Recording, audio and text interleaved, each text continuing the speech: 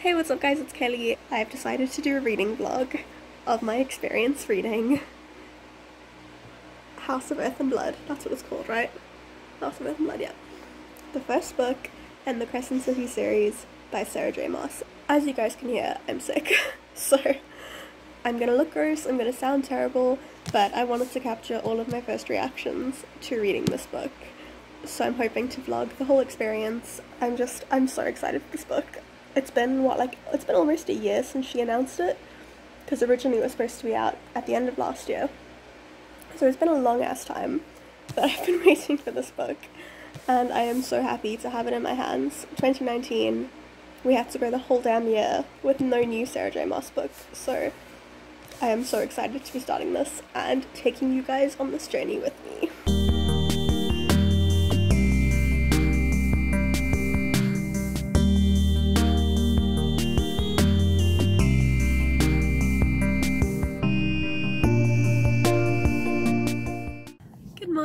It is Thursday. I don't even know what the date is, but it's Thursday and we're on our way to Tsutsukhama. Well, we're going camping this weekend and we're overnighting in Tsutsukhama tonight. So we're on our way there today. I'm still sick. It's great. What a time to be alive. But yeah, I think it's going to be a really fun weekend. I think it's going to be really good for us to get outside of the city for a little while, and to see old friends is going to be amazing. So obviously they've been saying since they announced this book that it was going to be her first adult book, and a lot of us have been like, is it though? You know, how much more adult is this going to get? And I get it. It's no more violent, it's no more sexy, it's just so much more involved.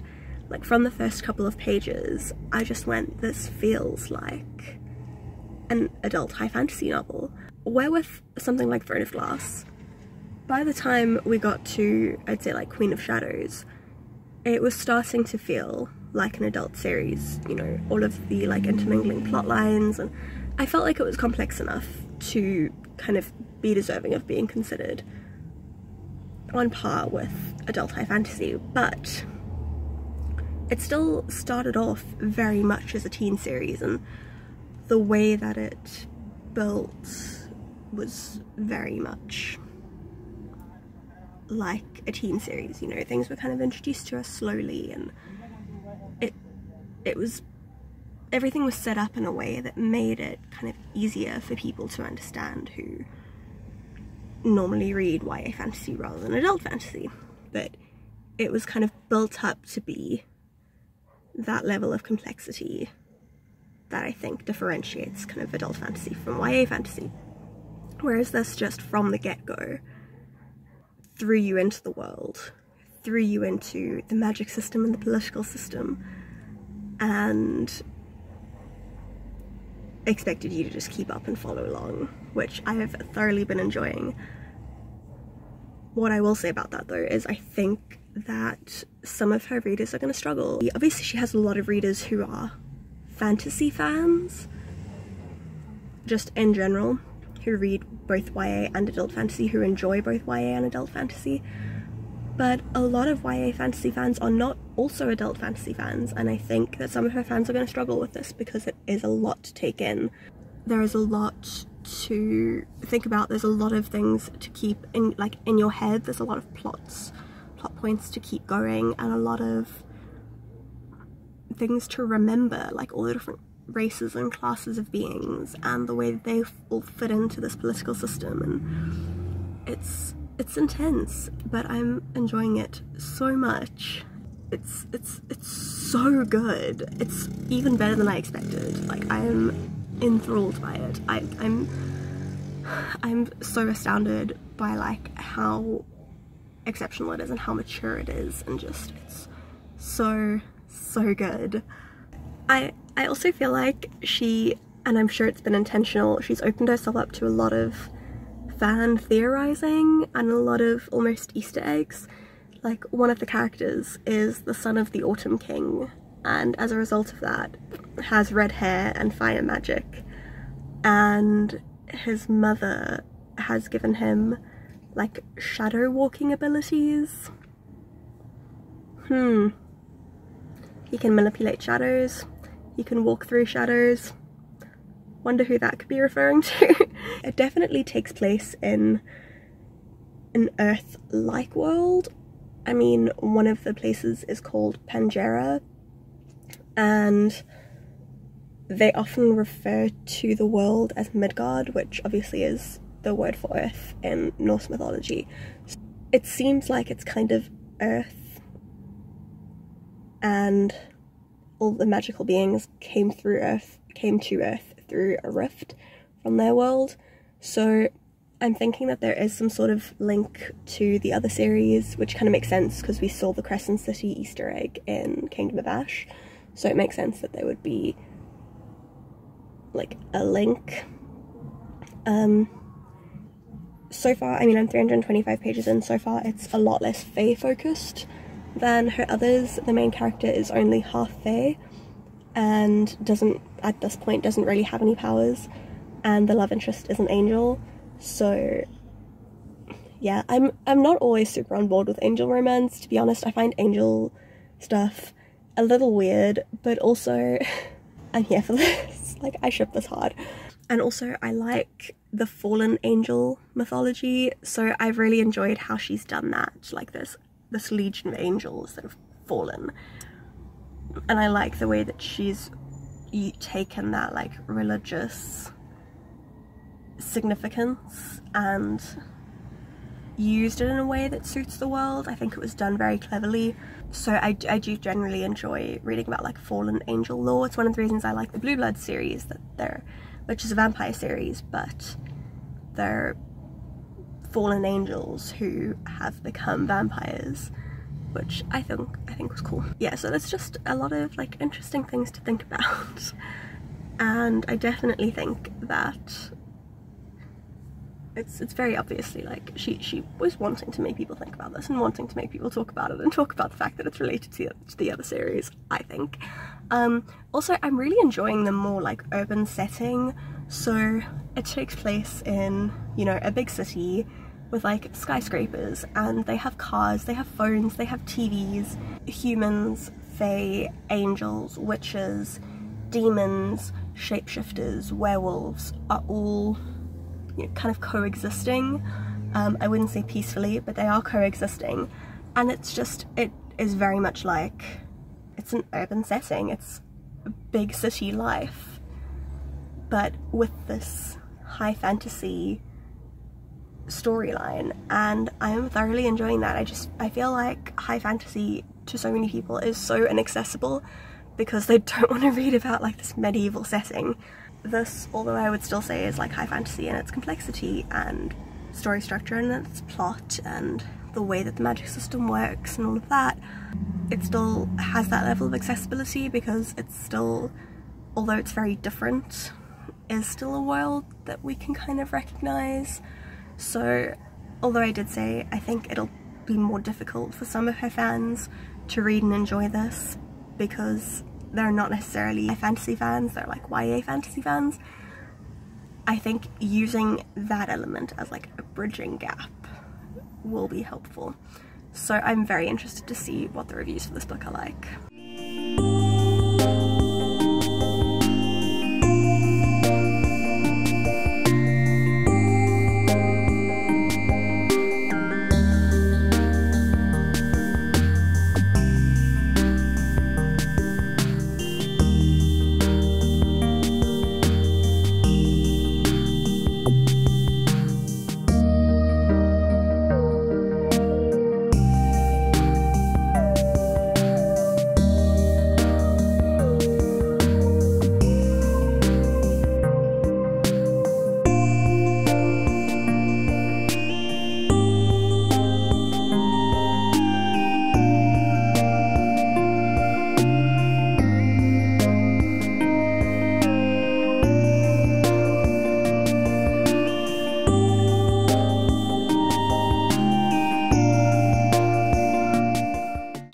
Saturday morning, we went on a hike and we gave up halfway through, so we're drinking and living good lives and discussing the Breakfast Club.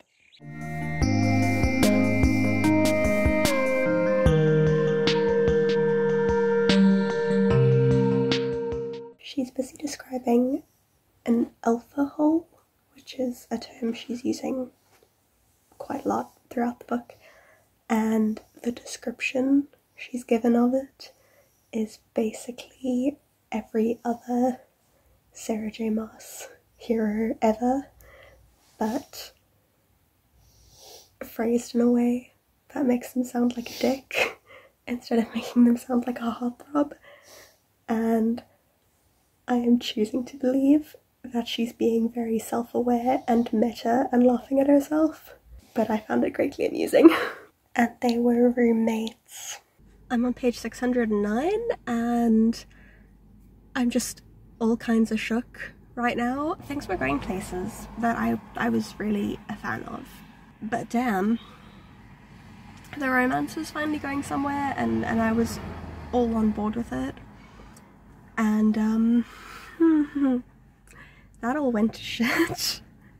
A whole lot of other stuff has gone down that I just shocked by, although I shouldn't be, and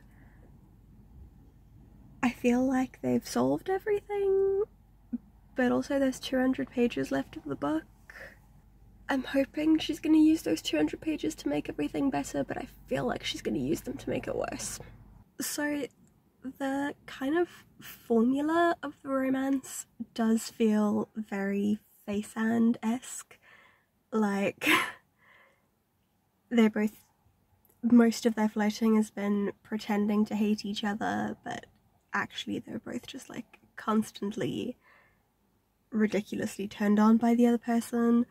And then there's a shower scene that is very reminiscent of the scene in Akamath where Reese is having a nightmare and Vera goes into his room and like helps calm him down.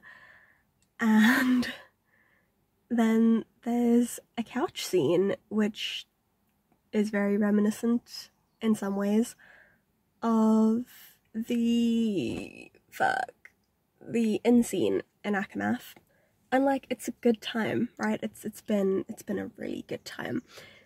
But also now it seems that Hunt has kind of been stringing her along because they've been working together to find out who killed her best friend, right? And who is summoning demons and doing all this shit. Turns out he's known for weeks that no one's actually summoning a demon. People are just high on like this crazy drug, and the drug is basically summoning the demon. And that Danica, it seems, killed all of her friends and then killed herself. So he's known this for like weeks. And he was hoping to get some of this drug so that he could reignite his failed rebellion. And I'm just like, I don't know how I feel about this. Because I really wanted to like them. I really wanted to like him. And now he's been lying to her. And it was for a good reason. But like, is he a Tamlin or is he a Rhysand? I don't know. I can't tell. And I'm not loving it.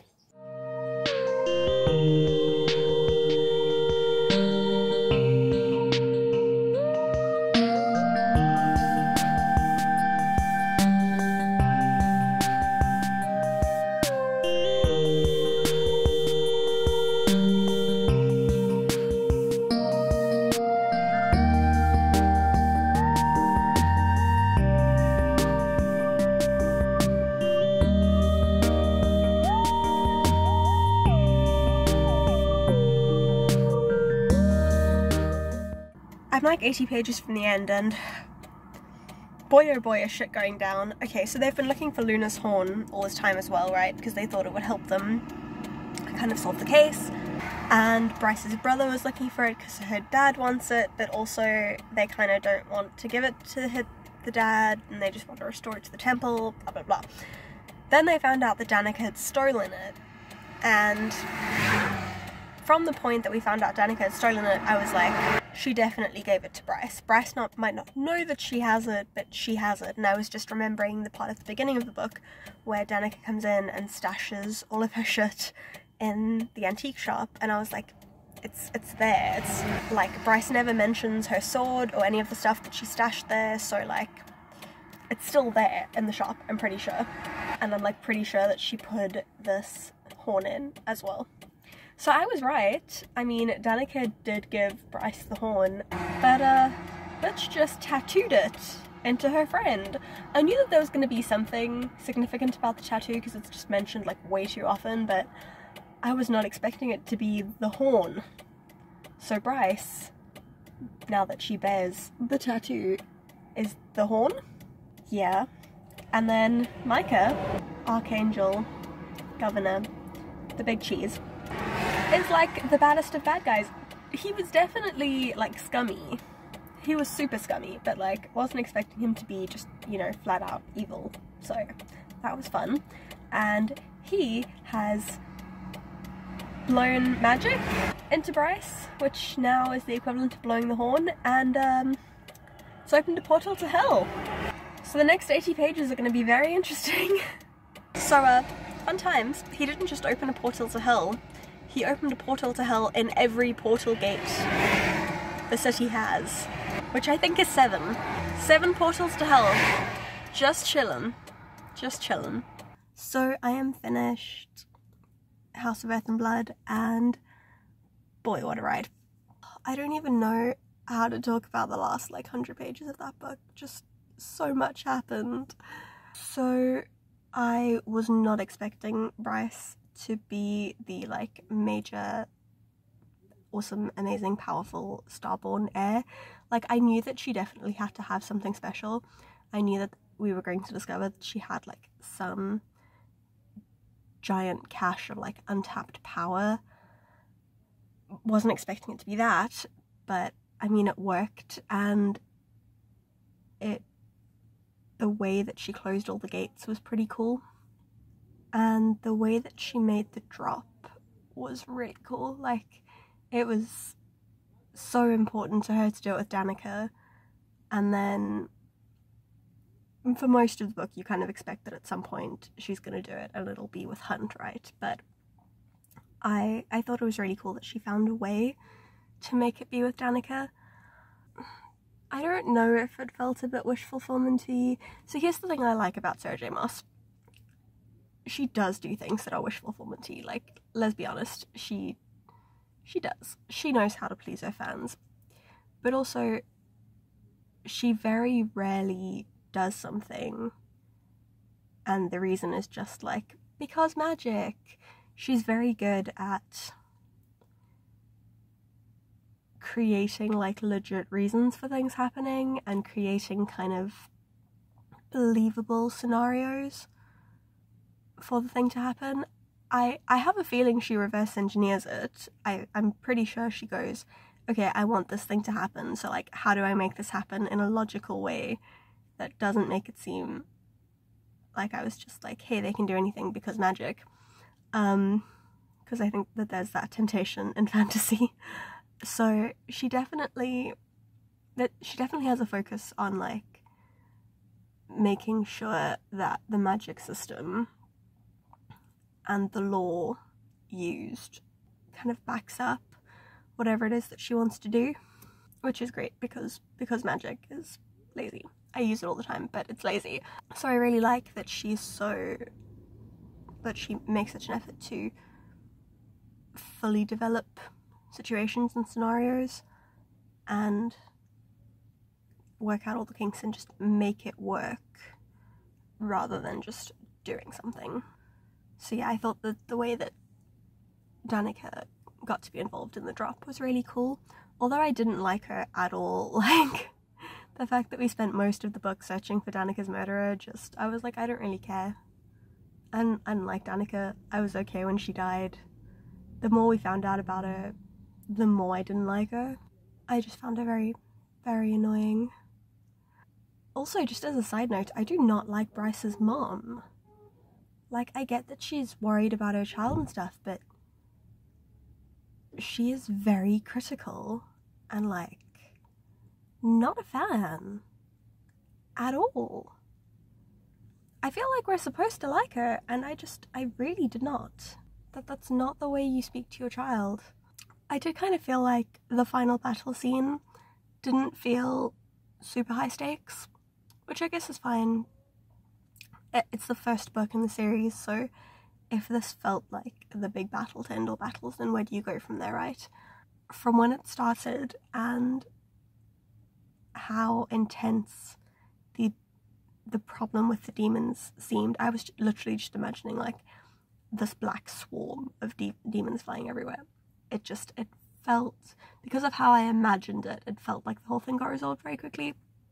But that could also just be because I was overestimating how bad it was. I mean, it was a demon infestation, it's pretty bad, but like I thought there were more demons than there were. So I think I expected the fight to take a lot longer than it did. I'm really glad that Hunt and Bryce are together for now. I'm just really hoping that this isn't like a Tamlin situation and that she's tricking us into liking him and things are gonna go badly. I'm not here for that. Like, I just want them to be happy. It did kind of feel like most of the plot lines on this were tied up nicely, which I enjoyed. I don't like when people leave things too loosely resolved so that they have things to resolve in the next books. Like, no, if you decide to write a series, you need to commit to giving each book its own story, you know? Like, it's one thing to have like one or two overarching plot lines, but don't make me read a whole book just as a setup for the next one, you know? Too often, when you finish a book, you kind of know exactly what the next book's going to be about. And I don't feel like that with this. Like, I don't know where things are going to go. Obviously, there are things that have to be resolved, but I feel like this book's story got resolved, and I'm really, really glad about that. I'm excited that in a year's time, hopefully a year's time, I'm banking on her writing these books one a year, because that's what I need in my life. But like in a year's time, when the synopsis comes out, I'm ready to get excited about it, because I honestly don't know what to expect from the next book, which is a very nice place to be in as a reader.